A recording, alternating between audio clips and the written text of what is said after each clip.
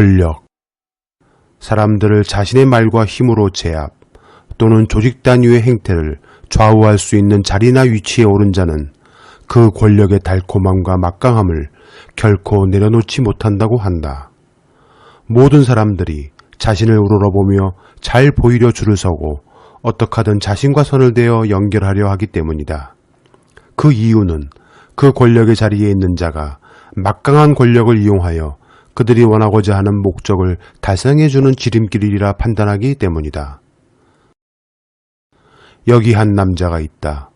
1980년대 대한민국의 가장 막강한 권력자는 전두환이었다. 그는 1979년 12.12 사태를 통해 신군부 세력을 규합하여 군사 쿠데타를 통해 권력을 쟁취한 자이다.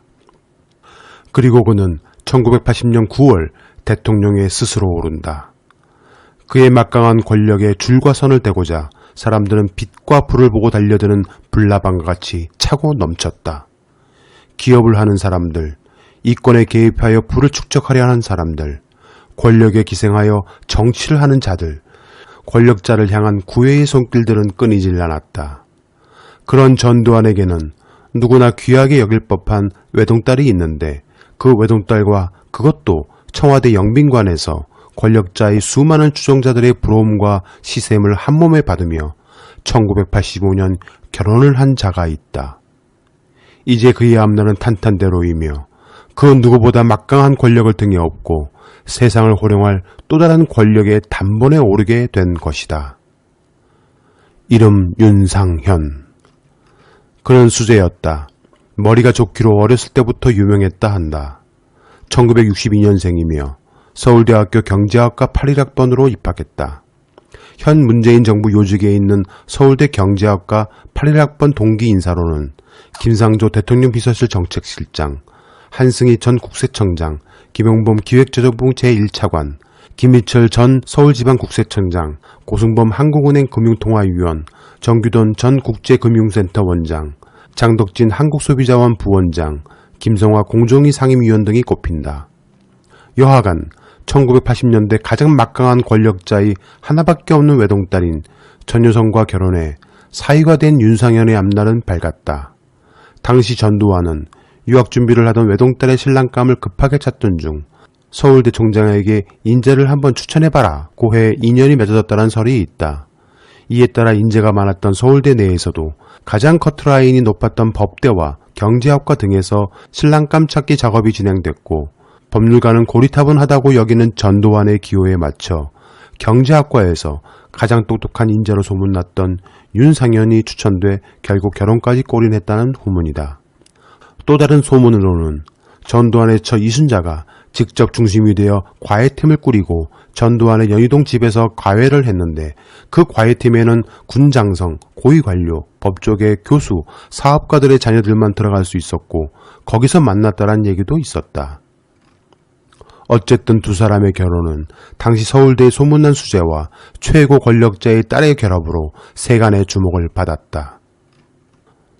그리고 석사장교로 군 복무를 마쳤는데 1980년 도입된 이 제도는 대학원을 마친 사람에 한해 6개월 만으로 군복무를 면제받을 수 있는 제도였다. 윤상현은 1989년 석사장교로 임관해 6개월 훈련을 받는 것으로 병역 의무를 떼었다. 석사장교라는 병역특례 제도가 특권층을 위한 수단으로 악용된 대표적인 사례로 알려졌었다. 이유는 당시 전두환, 노태우의 아들들이 혜택을 본 뒤인 1990년 대학원 입학자들을 마지막으로 폐지돼 그들만을 위한 제도였다는 지적을 받고 있기 때문이다. 여하간 결혼 후 미국으로 건너가 조지 워싱턴 대학교 국제정치대학원 박사과정을 졸업하고 권력자의 딸과 결혼 생활을 영위하다가 전두환 정권이 무너지고 만다. 1997년 4월 대법원은 전두환이 반란수계, 상관살해, 내란모의 참여, 내란수계 등 총 13가지의 범죄를 저질렀다며 1심은 사형, 2심은 무기징역을 선고한 형을 확정했다. 그러자 끈이 떨어져 버린 윤상현은 2005년 결국 이혼했다. 그리고 그는 또 다른 권력을 찾았다. 이번엔 기업 권력이다. 출세를 위해서라면 무엇이든지 할 수 있는 야망가였던 윤상현은 정치판을 기웃거렸으며 그 결과 당시 한나라당 이회창 총재로 인해 정치권에 입문했다. 그리고 2010년 롯데그룹 신격호 회장의 동생인 롯데기어린 프리밀 신중회 회장의 장녀 신경아 대선그룹 상무이사와 재혼하게 된다. 그 후 2007년 한나라당 대선 후보 경선에서 그는 이명박이 아닌 박근혜를 선택했고 실세의 윤상현이 되는 계기가 됐다. 윤상현은 2008년 18대 총선에서 대망의 금배지를 따랐다. 그가 스스로 권력자가 된 것이다. 당시 초선 의원으로서는 파격적으로 대변인에 발탁됐다. 그는 당시 노무현 정부의 대북 정책과 남북 정상회담 등을 매섭게 비판했다. 그의 결혼식에는 박근혜도 참석했을 만큼 당시 그의 권력은 막강했다. 윤상현은 박근혜가 새누리당 대통령 후보로 확정되자 수행단장을 맡으면서 확실한 친박으로 자리잡았다. 2013년 박근혜 정부가 들어서자 그는 날개를 단 정치인이 됐다. 새누리당 원내 수석 부대표를 지냈고 파격적으로 사무총장을 맡기도 했다. 박근혜에게 사석에서 누님이라고 부르며 박근혜가 대통령이 되어 국회를 방문했을 때 저 여기 있습니다 라며 악수를 하기 위해 밀치고 들어올 정도로 각별한 인연을 과시했다. 그는 권력에 최대한 가까이 접근해야 성공한다는 법칙을 알고 있는 자이다. 그의 권력은 날개를 달았다. 대통령 특사와 대통령 정무특보까지 맡았다. 입법부 국회의원이 대통령 특보를 맡는 것은 사실 삼권분립 정신에도 맞지 않는 것이었다. 심지어 차기는 윤상현이란 말이 나올 정도로 당시 그는 실세 중에 실세였다. 그의 권력을 향한 야망과 출세를 위해 물불 안 가리는 의지는 권력자가 되기 위한 어떠한 음모나 공작, 협잡도 가능하다는 것을 보여주게 된다. 제21대 국회의원 선거, 미래통합당에서 친박 속간에게로 인해 공천에서 탈락한 윤상현은 무소속으로 인천 대표 구도심인 보수 성향이 짙은 지역인 동구 미추홀구 을에 도전한다. 그가 국회에 입성하기 위해서는 천적들을 제거해야 했다. 그에게 가장 막강한 천적은 재선 인천광역시장과 삼선 국회의원을 지낸 안상수 미래통합당 후보였다. 그가 권력을 쟁취하기 위해선 같은 당에 몸을 담았던 말던 상관이 없었다. 그는 건설업계 비리온상의 최고 정점에 있는 사람을 찾았다. 그가 바로 한바업계의 1인자로 알려진 한바왕 유상봉이다. 한바란 건설 현장 임시식당으로서 노동자들이 공사기간 식사를 제공받는 전용 식당으로 이른바 독점 동방사우로 알려진 것이다.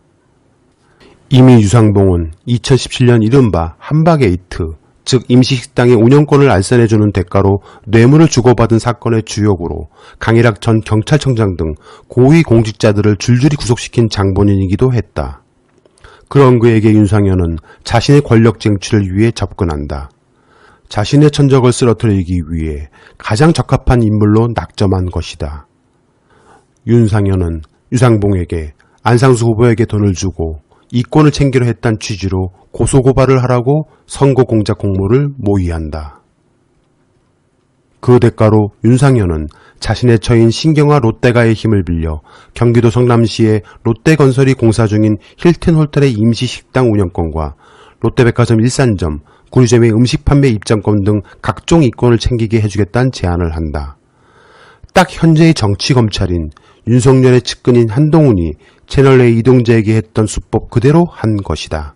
한동훈이 채널A 이동재에게 유시민 작가를 모함하기 위해 이철 전 밸류인베스트 코리아 대표를 협박하여 거액을 유시민 작가에게 건넸던 취지의 비리 의혹을 제보하지 않으면 수사 중인 신라젠 관련과 이철 씨의 가족에 대한 수사 등 형사상 불이익을 당할 수도 있다는 취지의 협박과 함께 공모를 한 것과 매우 유사하게 공작을 한 것이다. 그리고 또 다른 정적인 당시 더불어민주당 후보로 확실시되고 있는 박우섭 전 인천 남구청장에게 거액을 건넸다는 내용의 진정서와 고소장을 제출하라는 제안도 하는데 이에 정말 제대로 된 이권을 줄 제안일지 유상봉은 확인을 원했고 이에 윤상현은 직접 자신의 처인 신경아 롯데그룹 신격호 회장 조카인 신씨가 대표로 있는 건설회사 사무실 인근의 서울 영등포구 물레동 커피숍에서 만나 앞으로의 사업을 논의한 것으로 밝혀졌다.